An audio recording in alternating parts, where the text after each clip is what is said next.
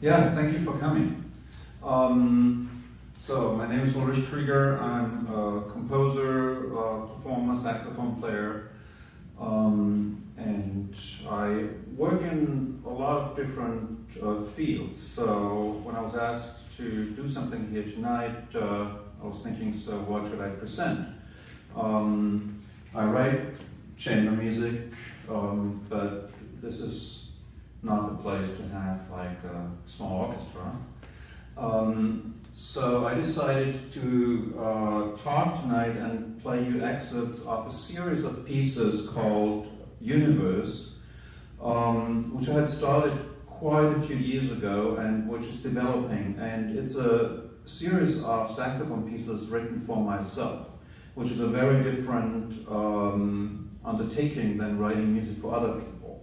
The first thing about that is if I write for other people, my scores more or less look very traditional, with some exceptions. But when I write for myself, it looks a little different because I mostly just write down concepts and layouts and structures, but I leave a lot of space to improvise within what I want. They're pieces, they're always going to sound the same, but I leave space for myself.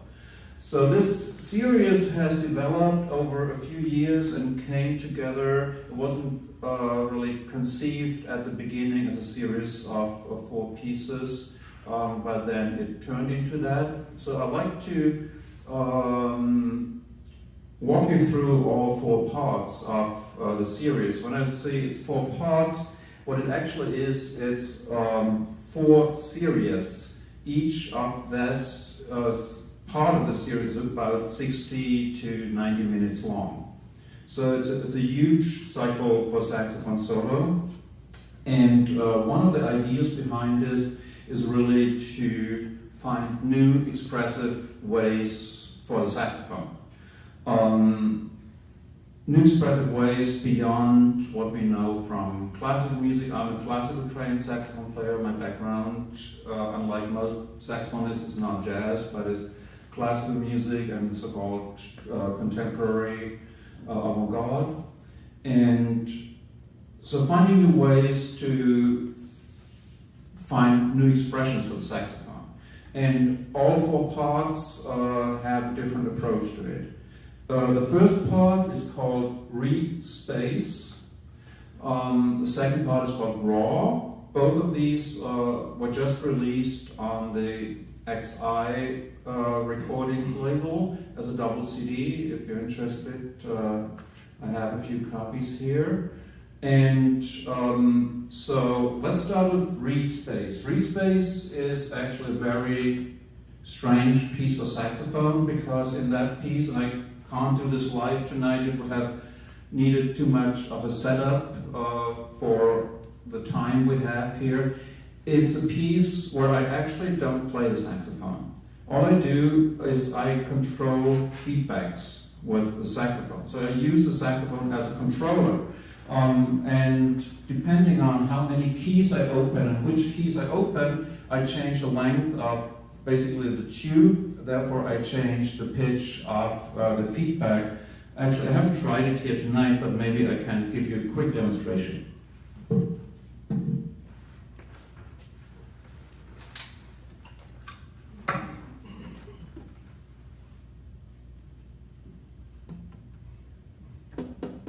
Oh, okay. That helps.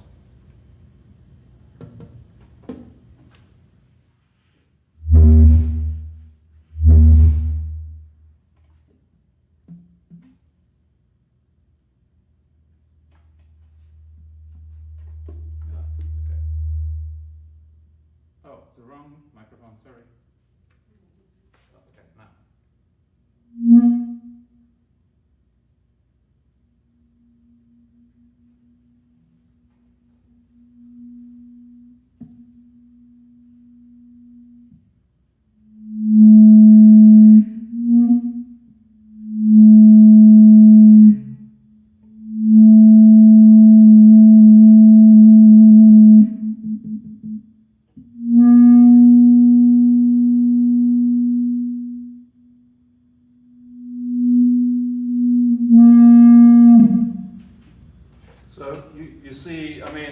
this hadn't been set up to do this. I hadn't actually planned to show this, but so it needs fine tuning, but you basically can even play melodies just using feedback. So Respace is a piece of at least 70 minutes or longer, which just uses this type of feedbacks, and they're being recorded onto delays and then played back in the room, and the larger sound events lasting anything from 3 to 12, 15 minutes, and then the longer rest, sometimes as long as 3-4 minutes, and then there's another sound event.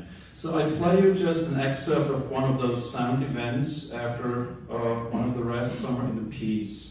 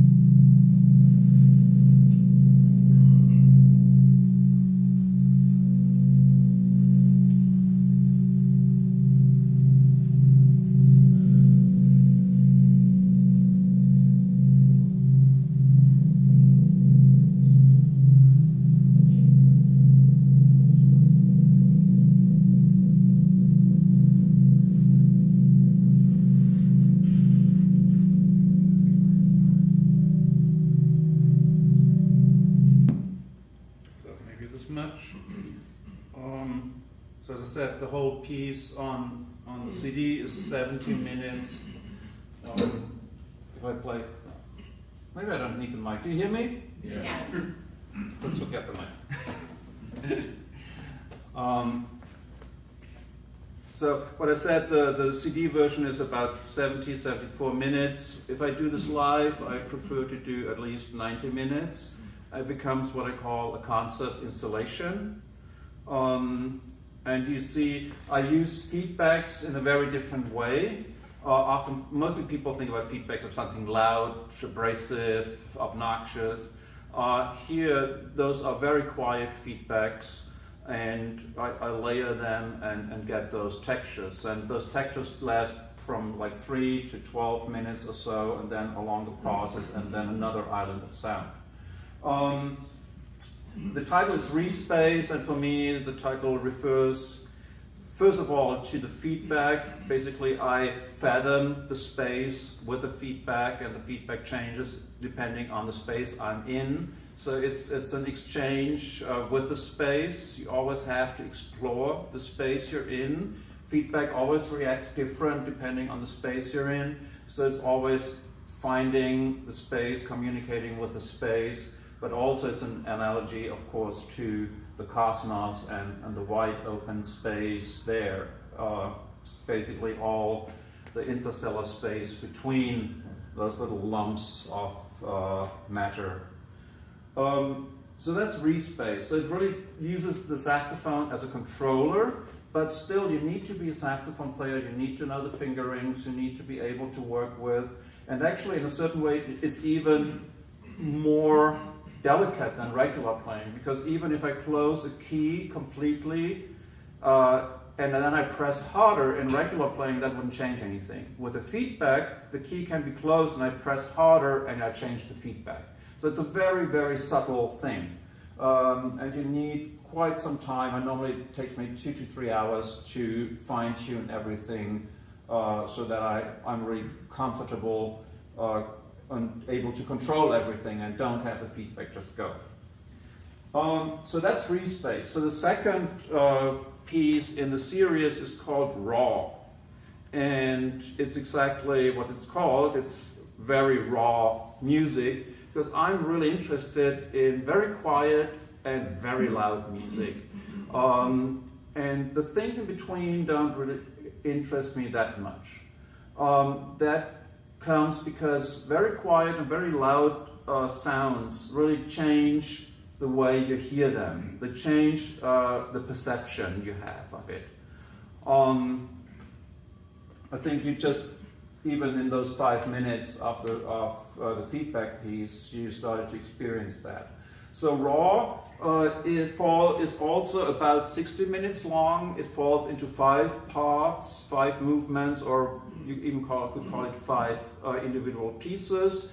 Subtitle of Raw is Desert Towns of Southern California, and each of the 5 pieces is named after one of my favorite Southern Californian desert towns, mostly towns which are half empty and half populated. So there's one piece called Needles, one is called Trona, one is called California City, there's Shoshone, and I'm blanking on a 5th one, but there's a 5th one. And I tried to capture the atmosphere of those towns. Those desert towns, semi-ghost towns, they really have a very strange atmosphere. They're out in the desert, often far from another city like Trona, but at the same time they have something very claustrophobic. If you have been in Trona, you might know what I mean. The town is still populated, there's still industry there, but half the town is empty also, and just falls apart. It has this very strange atmosphere. The last city is Desert Center, south of Joshua Tree. So I tried to capture those, and those pieces are actually there. Now I play saxophone in those pieces, but I run my saxophone through processing which very much looks like what guitar players does. It means I have a pedal board and I use actually pedals a lot of guitar players use, plus a few extra things which don't fit on the pedal board. So it's processed music. Every sound you hear is coming from a saxophone, but it's processed with things like distortion, reverb, delays, or things like that. I think I'll play you the first piece from Raw, maybe not the whole thing. Let's see how much we're gonna hear from it. But it's done with the saxophone, and as I said, all the sounds are saxophone sounds. There are no electronic sounds. There's only processing of the sound, but there's no addition of anything electronic.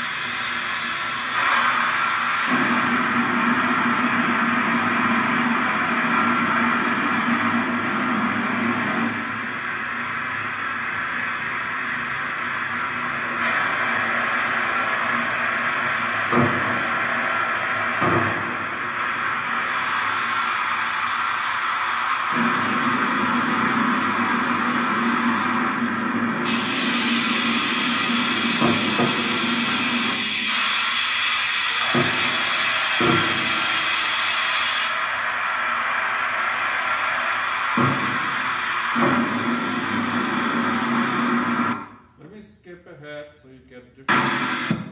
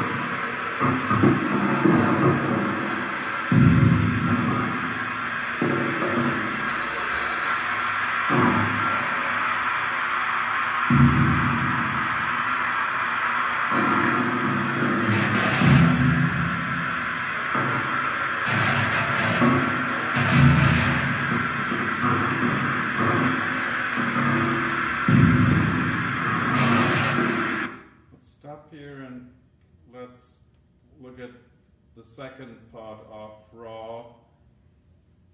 I might try to find a place where you actually can hear some actual playing. So let's.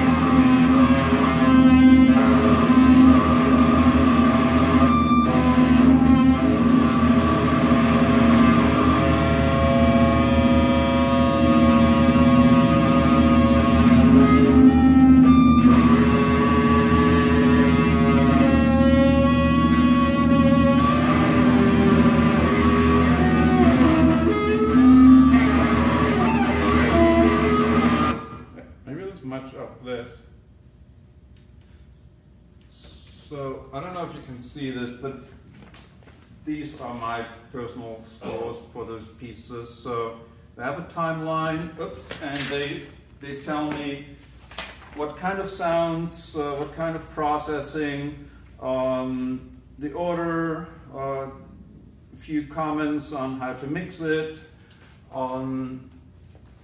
but they're not really understandable by someone else, unless I explain it. So the second part of Universe Raw is very much also to my interest and also my work in both fields, in contemporary classical avant-garde music as well as in rock music and metal. I work in both fields. And Raw combines those two fields together. So part 3 and 4 are still work in progress. That means I'm developing the pieces in a different way than I would do a chamber music composition, which I just start and then I work on it until it's finished. I conceive the pieces, I write down sketches, I perform them 1, 2, 3, 4 times. Out of the performance experience, I change the piece, then I go back, have another composing session, play them again, try them out, change them again. So they develop more organically over sometimes actually years. Raw developed from its first stage to its final stage, which I consider now closed. So I'm not developing this piece further, it's done for me. So when I perform it in a version, you hear it on the CD. But from its initial first concert to the CD, probably 7-8 years. So the part 3 and 4 of Universe are now acoustic. Part 1 and 2 are electric, or even electronic.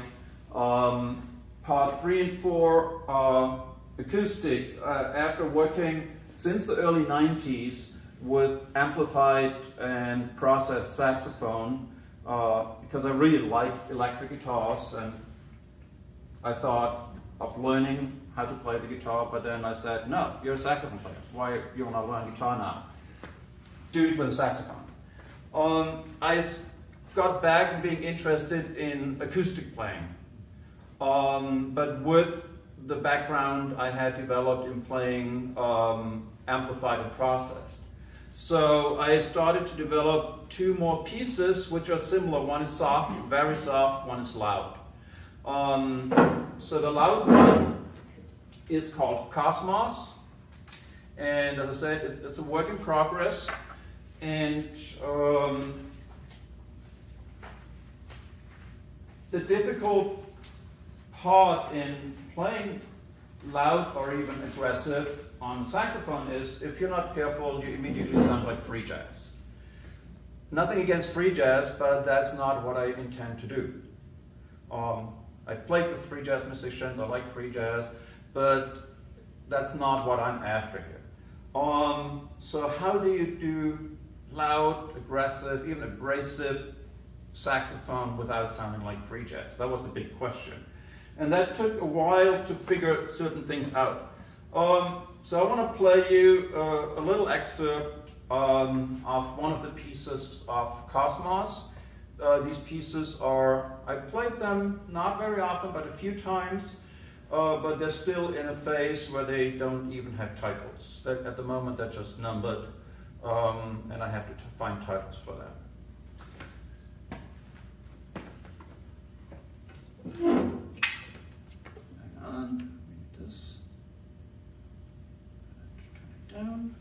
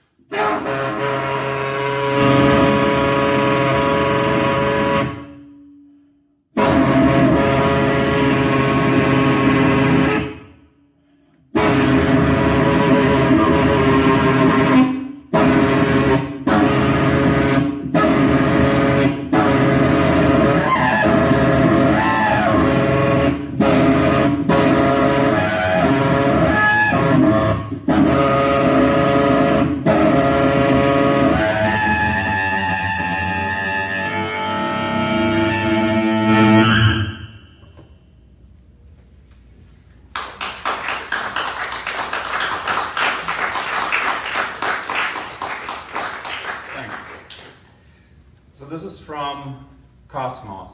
So big pieces, and this is, as I said, still in development.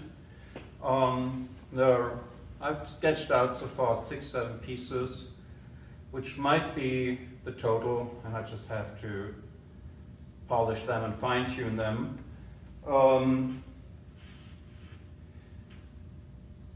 The last is Quantum, and that again is very, very quiet music. And the analogy for Quantum is simple, the quantum world, the world of the smallest. The loud was the world of the largest, the cosmos of the planets, the stars. Now quantum is the world of the smallest and is working with just small sounds, or these days they are called microsounds. So very, very quiet sounds which actually need to be amplified, otherwise you can't hear them. I'll give you an example.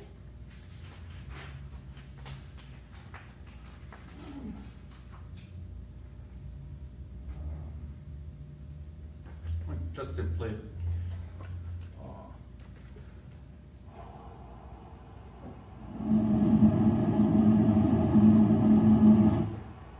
so this acoustic is amplified. So I can do things now when I amplify which are too soft so even you in the first row would hear.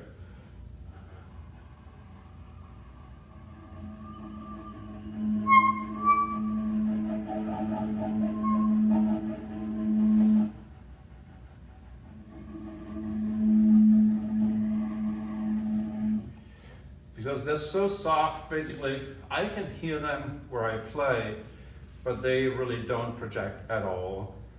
I had intended this to be an all acoustic set, but then I realized that it's impossible because the sound is so quiet that you basically, if you do this acoustic, you hear basically nothing as an audience. So I'll want to play you one piece of Quantum, and again these pieces do not have titles yet. I have a good idea what kind of titles I want to give them. Of course, titles out of the quantum world. We'll have titles probably like I don't know. One is, what I really like is the idea of quantum foam, which is a certain thing in particle physics. So that will be one title. Maybe quarks will be one title, the very smallest particles, and so on. So let me play you one of the pieces. And this series also is nearly done, but not completely finished yet.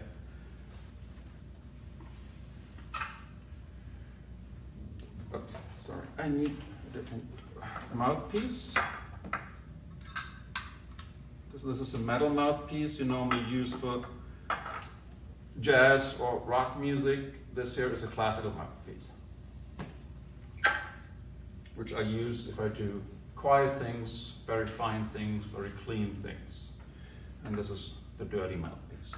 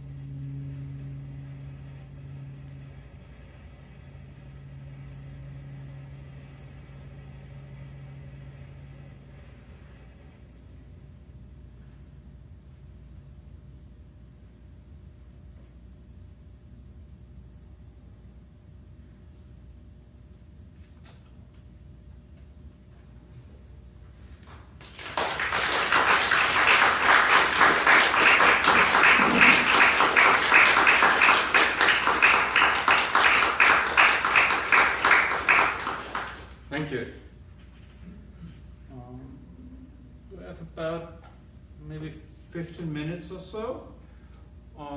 If you have questions or...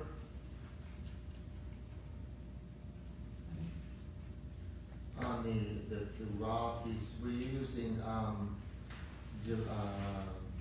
loops for that, or was that maybe sound was being split with the mixer, or I use delays, no loops, but delays. delays? Yeah. So the difference is a loop just repeats, while delays repeat for a while and then they disappear, and other new sounds on top and then it disappears. So it's not as regular and it doesn't like last, it goes away. Thank you. Other questions?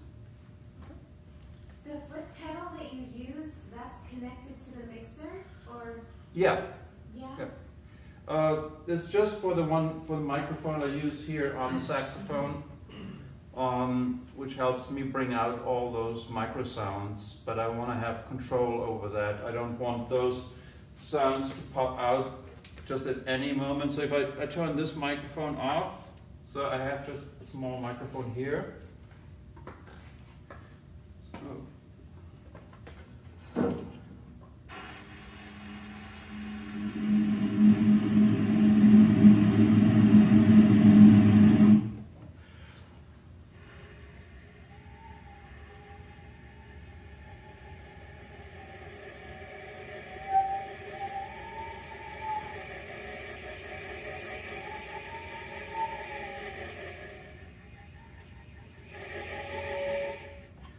So you get a difference. So it's really just the volume pedal, which just controls the volume of this small microphone. In its regular position, it's off, and then I'll bring it in as much as I need it. Thank you. You talked about tuning to the concert hall you're going to play in. How much of a difference is there when there's an audience? That's a good question. Actually, there's a big difference. Although modern concert halls are a little easier on the performer than old concert halls, modern concert halls are constructed as such that each seat swallows as much audio energy as it would if somebody would sit in there. That's why you have all the cloth on the seats. So in rooms like this, it shouldn't make too much of a difference, because by design, those seats are already swallowing as much sound as it would have one person in there. But still, it makes a difference. I had one concert where I played an older feedback piece of mine, the first one I did in the early 90s. And I spent, I think, 2 hours fine-tuning my setup. Everything was perfect. I had everything, could control everything perfectly. Then concert came, hall was full, about 250 people. I went on stage and I started, and nothing. Just nothing happened. There were too many people in there. They swallowed everything. So, which I had used 2 hours to fine-tune. So all I could do is just crank up my volume to the point where then feedback started again, which still I could control pretty well, but not as good as in the sound check. And I have a trick. I have one fingering, and I use that, and I just bring the volume up to the point where that fingering just slightly starts to speak, and then I know, okay, I have a good control. It's just something I found out over the year, that this one fingering is a good point of reference. Yeah. But yeah, that's a tricky thing, especially if you play in old concert halls or in clubs or something like that. Yeah. Especially when people are standing, it's even worse. So it can be frustrating, but you have to learn strategies to go for it, and how you can quickly can solve that. I know that the lower volume stuff is a lot easier on most people's ears. I recently got a lorikeet, so I've learned now what the level of distortion is in my own oral, experience. But going back to the louder stuff for a moment that you played, when you're playing very loud, there's very, very high frequency activity going on that seems to be modulating up there. It's almost melismatic. Yeah. Right? Tell me how much of that is, I mean, I feel like you're controlling all of it, but the question is, what is it that you're controlling in the instrument that is on that level of control and just at that level of control? Actually, that's a good question because it takes me to something I like to do myself as a performer, but also in some of my chamber music pieces. There is a very good control there. As you said, I can pretty much control that, but what I control is not like traditionally pitch. I control pitch range. And there's two techniques to get those high tones. One is simply overblowing with your lip,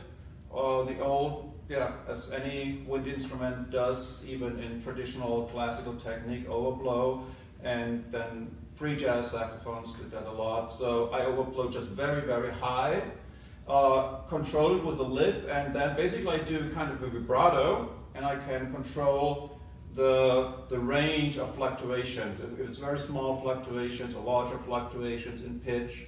And with the vibrato, I can control also more or less the shape of those, what you call melismas.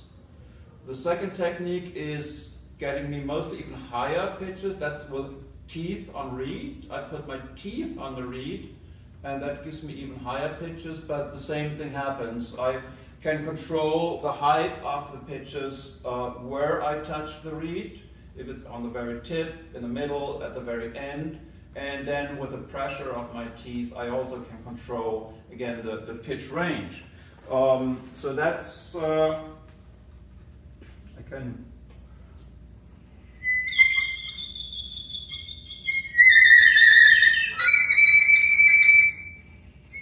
Okay, this is now the wrong mouthpiece and the wrong reed. I would have to take the other one, but you got it. So yeah, there's a lot of control, but also there's an element you cannot control.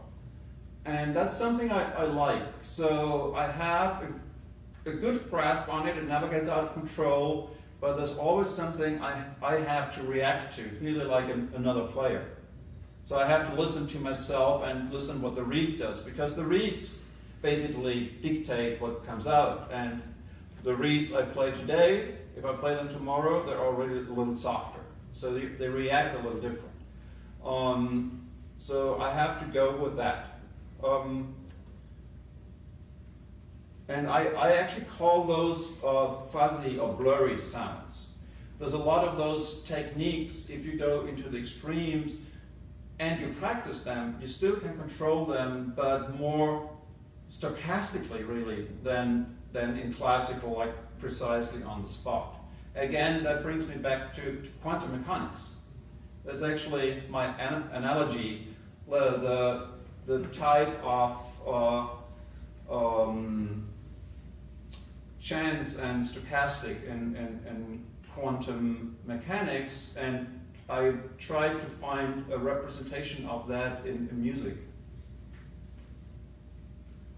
So let me follow up for a second. Yeah. You're playing now the classical mouthpiece with the softer reed when you gave the demonstration. Yeah. And so you were concentrating on the very, very high frequency, but when you played it before, you used the other mouthpiece, the metal mouthpiece, and it was a denser sound that had a lot of low frequencies also. So what aspect of those low frequencies control or contribute to the higher frequencies that we're hearing? Okay.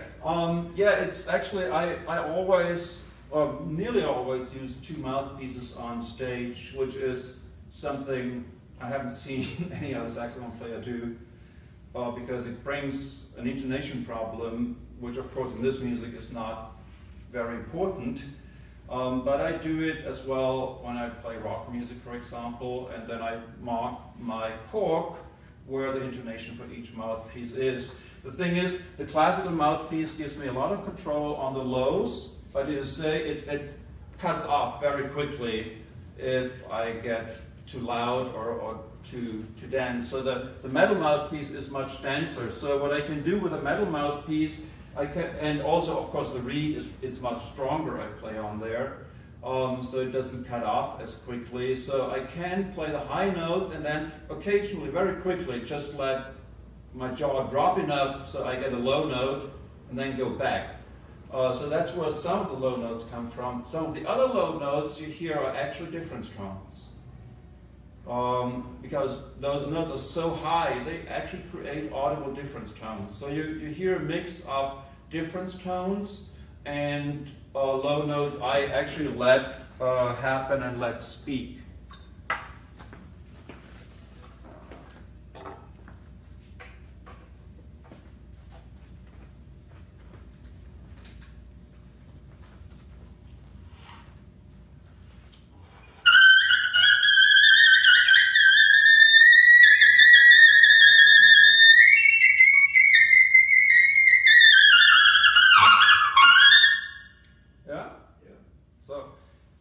This gives me much more control over that. So.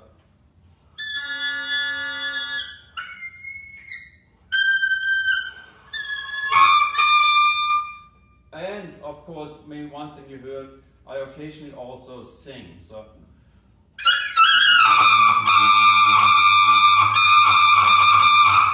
I sing a low note. So all those three things together create the low notes.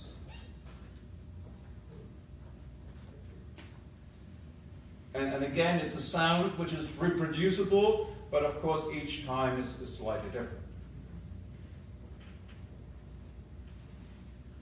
We still have maybe 5 minutes. Is Universe all tenor sax? Yes, although that has a simple reason where it started out, because the tenor sax at some point became my dedicated electric instrument. I play alto, bari, soprano, sopranino, but the tenor sax became my dedicated electric instrument because I was looking for, first of all, when I play more in a rock context, and that's not necessarily just mainstream rock, it's experimental rock. Playing with guitars, it always felt, to me, the best instrument, best saxophone fitting with electric guitars. I tried alto and it stuck out too much. The tenor is in kind of the same region. So if I play tenor with two electric guitars, which I do in a group I have since 2000 called Text of Light with Lee Ronaldo and Alan Licht from New York, and it just felt it sits the best with electric guitars. I have the best option to mix with them, which I would like to do. So that's why I started to use tenor mostly when I play in some kind of rock context. And so I've tried to find a good way to amplify it. And I started using what is called a pickup for saxophone. It's a misnomer, but it's a microphone that sits on the neck and takes the sound directly outside from inside the saxophone. So having that microphone, and I need a dedicated bow because I need to drill a hole in the bow for that microphone. So I decided the saxophone becomes my electric instrument. So this Universe series started out electric, so this was my instrument. And then it just made sense to continue with the tenor. But I'm actually thinking about if, especially on the quiet side, I might use contrabass clarinet for a few of the pieces, which is an instrument I've started playing since a few years. and I felt that could be a good addition for the quiet pieces. The loud pieces I still will do on tenor. I feel it has the most edge, even more than a bari. And then the alto gets so high again and doesn't give me the lows. But short answer, it's where it all started.